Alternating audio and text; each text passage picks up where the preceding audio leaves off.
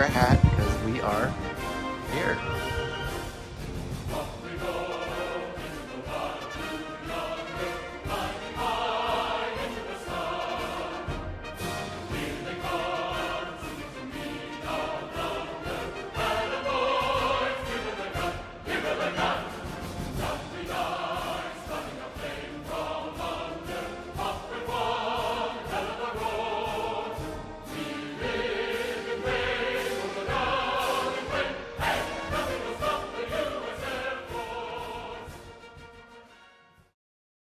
Test one, test two. Here we go. Let me give a big bang. Bang! All right. So we're back for day 2. So Dad can talk a little bit about the B-52 here in Southeast Asia. So anyhow, in the 50s, we used to go to Wichita and see the B-52s at the McConnell Air Force Base. And that was the first time I'd been on an Air Force base to see a large airplane. So that plane was kind of, ingrained in my thought process about the Air Force.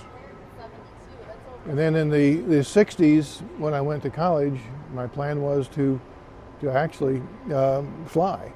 So I joined ROTC and went through all the training on that. And then part of that training was to fly in something, and they put us in a T-33 T-Bird, which is a trainer, and we flew over Topeka and back and so forth. And that was kind of fun.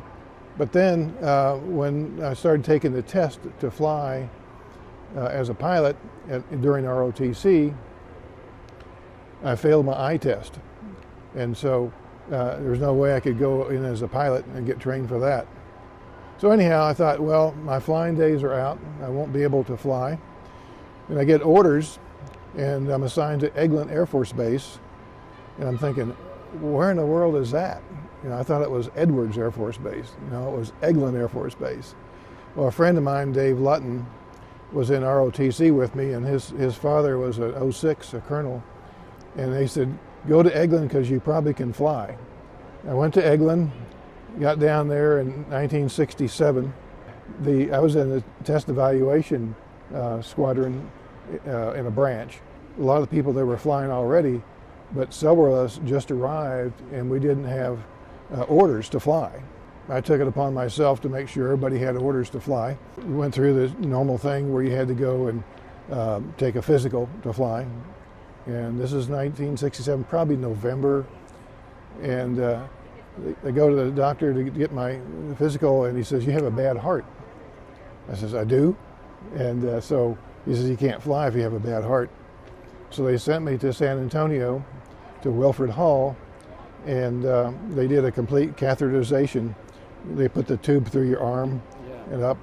And after about 3 weeks, they had a board that met. They always have a board that meets. That way you can't accuse somebody of something. And the board cleared me for worldwide duty. So that meant I could go back to Eglin and I could fly. And the first airplane, now this was in 1967, November, and then 1st of January I had my orders, and you have to get 4 hours a month to be able to get flight pay and whatever.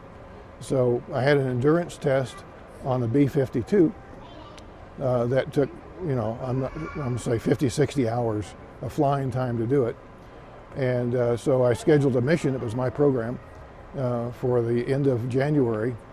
On January the 29th was my first flight as a crew member, as test engineer on the B-52. And I got to ride in the IP seat, which was kind of neat. And we flew for 4 hours. And then that was it. They've got a cockpit over here. Can you go into it? No, you can't go all the way in, but isn't this where the third seat was? Yeah. So tell us about this. Somehow I sat back here right behind the controls. Right about here is where the IP seat is. And it was kind of neat because they had the pilot and co-pilot. And on one flight, on the way out to the airplane, the B-52, the pilot was an older guy. He was a lieutenant colonel. And he complained about flying the B-52 because it has all those dials and controls, which you can see. And I thought, that's kind of interesting. Here's a guy that's worried about all the stuff inside the B-52. We started flying. We came back to land at Eglin. And the guy, the pilot, the older guy, was flying the airplane. And he came in to make a landing, and he was way off course. He was way off. And the co-pilot, the captain, took the controls away from him and landed the airplane. I wish they had an electronic warfare seat. They don't have You're one. supposed to pretend that you're in it right here. Yeah, well, that's where I flew, right there. You get a good view. Yeah, yeah. So anyhow, that was my experience on that particular thing. Where they mount things on the wing are called hard points. Oh, like here? Yeah, here. In fact, that's probably where it was. See the bubble above it? Yeah. What I was testing was in one of those things, and they were rockets, 2.75-inch rockets. Had 25 of them in there, and to protect them, they had a plug in the end against the environment. So the thing you wanted to do is fly through rain and hail, clear weather, bad weather, for hours and hours and hours to see if those things would erode, and you'd lose them.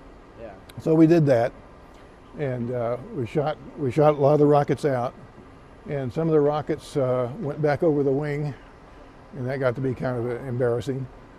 You shoot yourself down, but we ended up canceling that program, and it just the rockets didn't have. They reduced the motor size in the rockets to do what they wanted to do, and that wasn't enough to get them out in front of the airplane where they should be.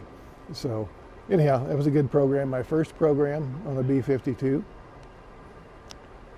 I had a lot of other programs on there. This was a primary test aircraft. The one that I flew on, by the way, is out at Palmdale Military Museum.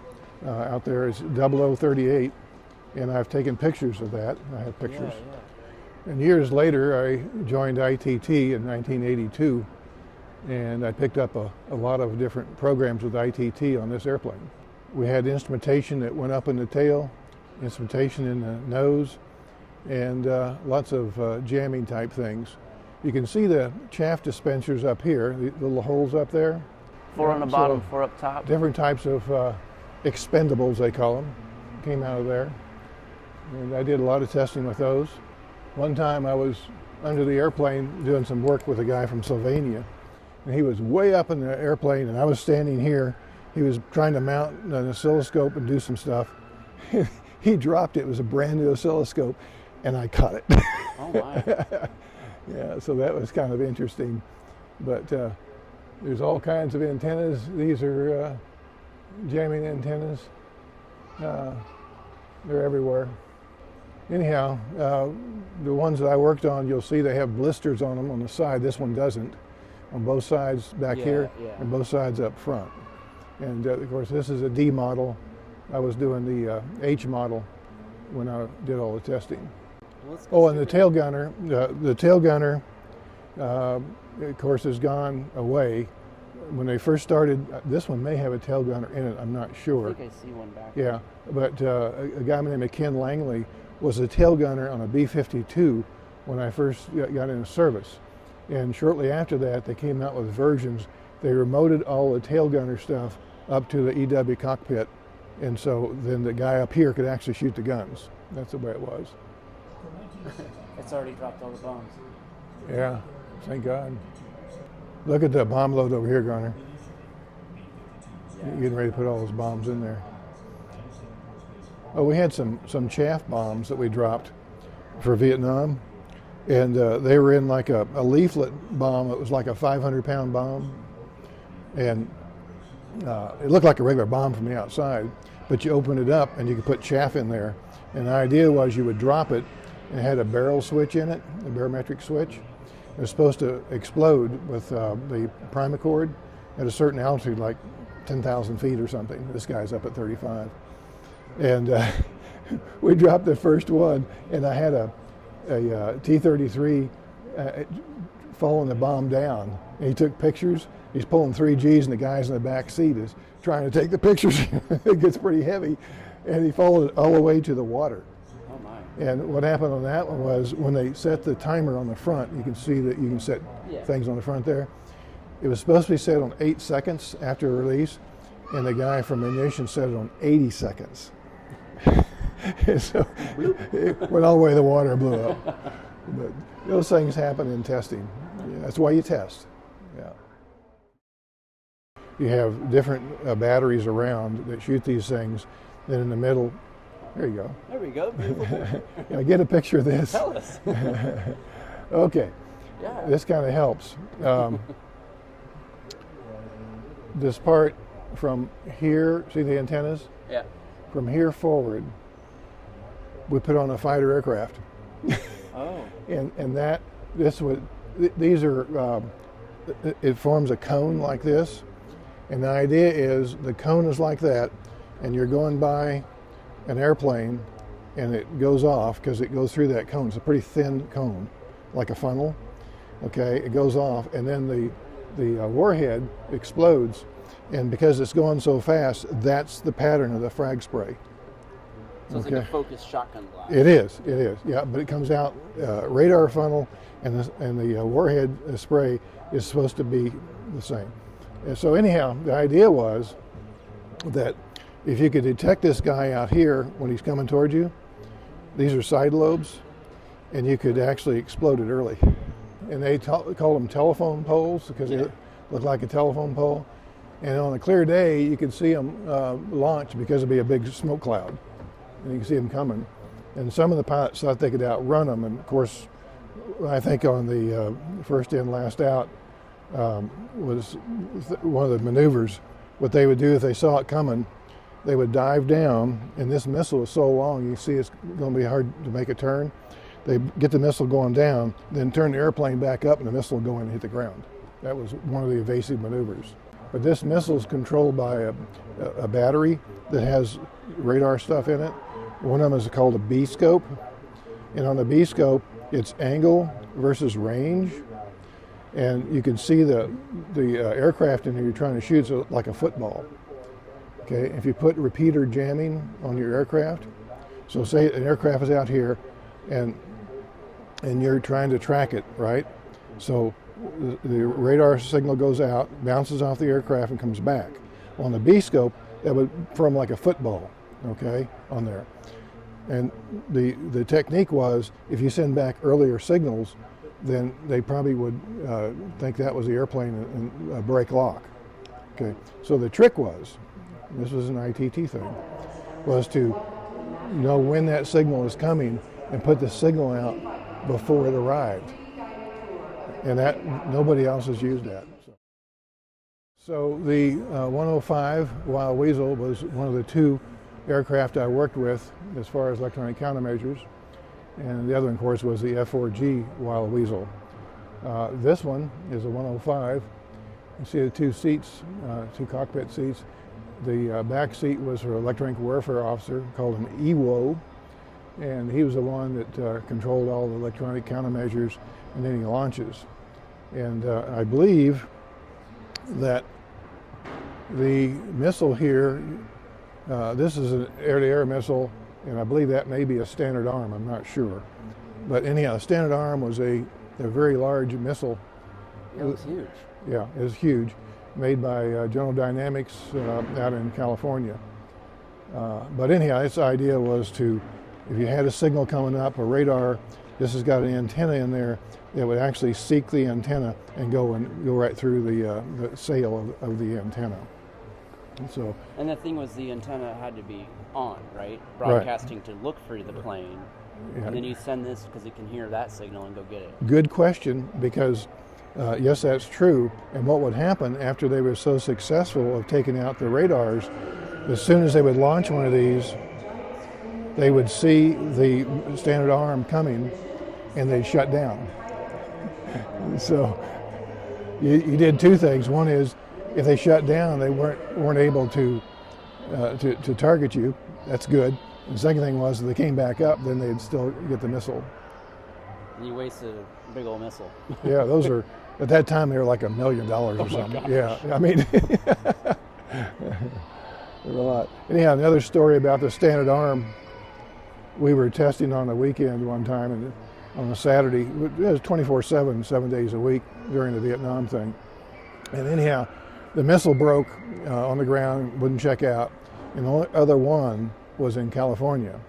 So this captain and I went out, and we personally downloaded the missile ourselves because the munitions people Want to touch it? they weren't available. It's a weekend, okay. right?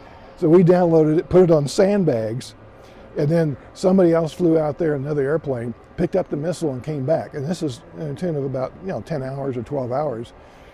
And he and I uploaded the missile, tightened it up, and we flew, I think on Sunday or something like that.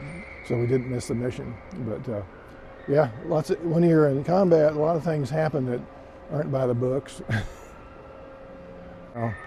Was a wild weasel guy, and he's in that movie that you watch, the First In, Last Out. Yeah, he was a great. Jack Donovan. Yeah. I didn't get that on I didn't hit record. Yeah. Okay. Jack Donovan, and the other guy that I knew was Magookin, and he came over there, and 60% of his squadron were shot down or captured. And he came back, and he was literally shaking when he got back to Eglin. Oh, man. Yeah. This is a UH-1 Huey. The ones we flew during Vietnam only had one engine. This has one engine. Later on, they put two engines in there, which was handy. At least you lost one engine. And we flew these evaluating radar warning receivers. This one does not have, let me see it on the front of it. No, it doesn't have the warning receivers on it. Be two little bubbles on either side of the nose.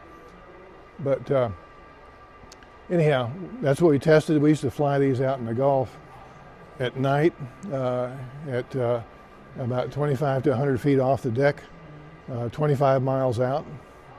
And many times I would sit, of course, in the IP seat. The pilot would get vertigo, and the other pilot would have to take over. So, but what we were trying to do was to see flying low over water where he could pick up the surface-to-air radars and avoid them. That was the idea. So we went out 25 miles and came in. Then the other thing we did, we flew nap of the earth, where you fly through the trees, not over them, down at Port St. Joe. And on that one, you tried to slip up on a AAA radar without the operator seeing you. And that was kind of testy because you sometimes clipped a tree or two trying to get in. And probably one of the most of the time they would see us coming in because there's only certain ways to get into the site. There was some antennas there, and one time the pilot says, "Well, I'll fix this." So he had to flip his helicopter up on the side and flew through the antenna guy wires, and the site never knew we were going to be there, and they were pointing off the other direction. So we were successful. Oh my God.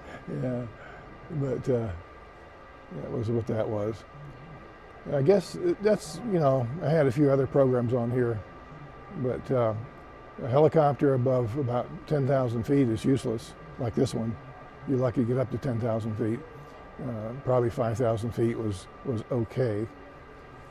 But anyhow, it was kind of, we used to go down to Pensacola, or to Apalachicola, and have oysters for lunch. They were Army pilots out of Fort Rucker. They were really good. They were either warrant officers, or some of them were officers that came back from Vietnam. And they were excellent pilots. So we go down to Apalachicola, have oysters, land somewhere we could walk over to the restaurants and come back.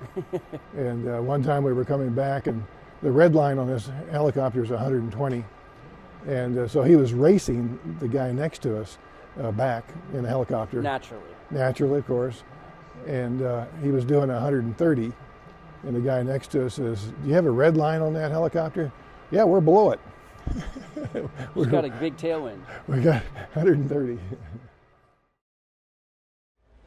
I'm sitting below one of the B-2s, one of the original ones that was a research test aircraft, probably one of the first handmade on the line. Never flew for combat or anything. But interesting airplane. It's huge. Wingspan's 172 feet. I know that because we did some things that you needed to know what the wingspan was. It's got all kinds of antennas around it. You can see some right here. I can't talk about any of those because it's still an operational aircraft. but there's a lot of things about this plane that are interesting. The cockpit has 2 people in it, has room for 3. Unfortunately, they only have 2. The third one would be somebody else, like myself. And it's a subsonic airplane, everybody knows that. And I have flown one of these in a simulator and landed it safely. Oh, you did? I did. I landed the plane safely. Yeah, yeah. It's a big deal. And that's probably about all I can say about this airplane. B1, it said, yeah.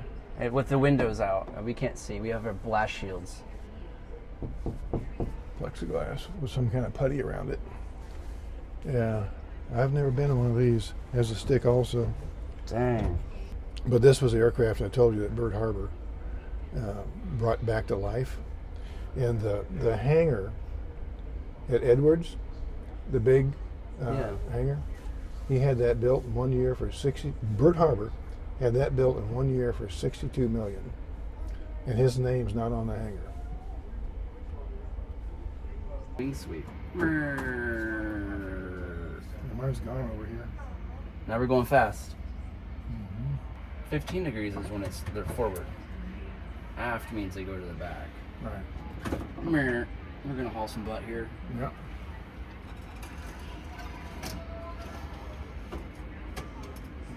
That's cool. There's 4 engines. 1, 2, 3, 4. See? So is this just to trim them if you wanted to ever do them independent? First pods I tested were the LQ-119s, and later on the 131s, which is what this is. And what happens is the Air Force developed a lot of airplanes to fly, not to have heavy weight things on their wings like the pods. And during the Vietnam War, when they started losing the aircraft, they said, we need ECM, electronic countermeasures. So the pods came along, and there's no place to put them internally, so they put them on the wings. And that was okay. They worked well out there, had to have power to it. Some of them had ram air turbines with a fan-like thing in the front. Generate the power. And this one was supposed to be internally podded.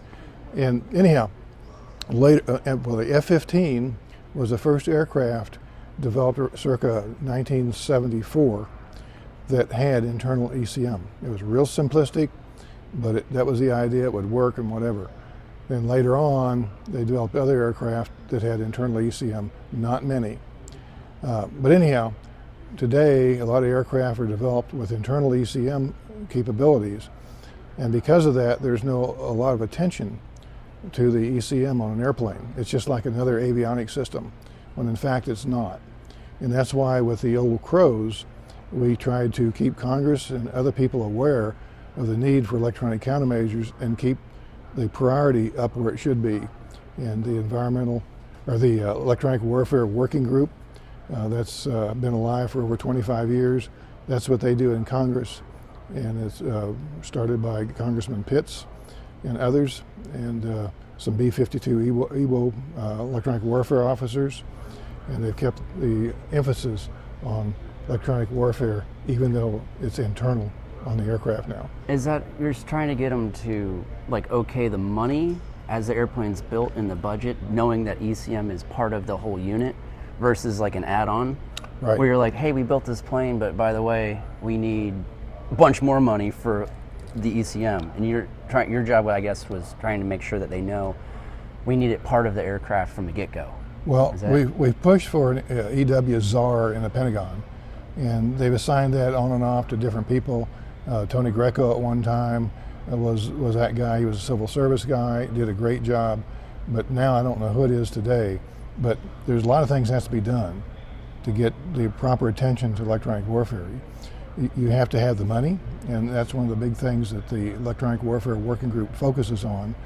Then the Old Crows tries to do the technical side to keep people in Congress aware of the technical advantages of having electronic warfare on there. And of course there's a cost capability trade-off that goes on. But that's why today, to keep the emphasis on electronic warfare, you have to have some kind of a caucus or a working group to do that. To promote it, to promote show it. that how important it is. Because the first time you have a war, you lose 6 airplanes in 1 week, which we were losing in Vietnam. They're going to say, oh, we need some electronic warfare stuff. Well, you have to develop it and get it on the airplane. Yeah. We don't want to do pods again. But most of them have internal now. Yeah. That's it.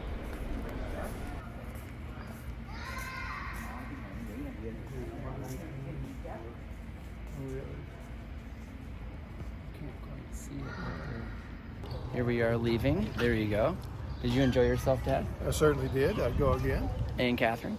Yes. 2 days? I could do it in 4 days. One day in each Oh, hangar. yeah, Yeah, I 4. don't And read every single Let's thing. do I'll that. take a long lunch. Catherine has a 3rd day left in her. I've already booked my private tour. Yeah. We gotta come outside after the storm. And there's the outdoor air park we did not go to, but we drove past it. Eating out there, having a picnic would be nice.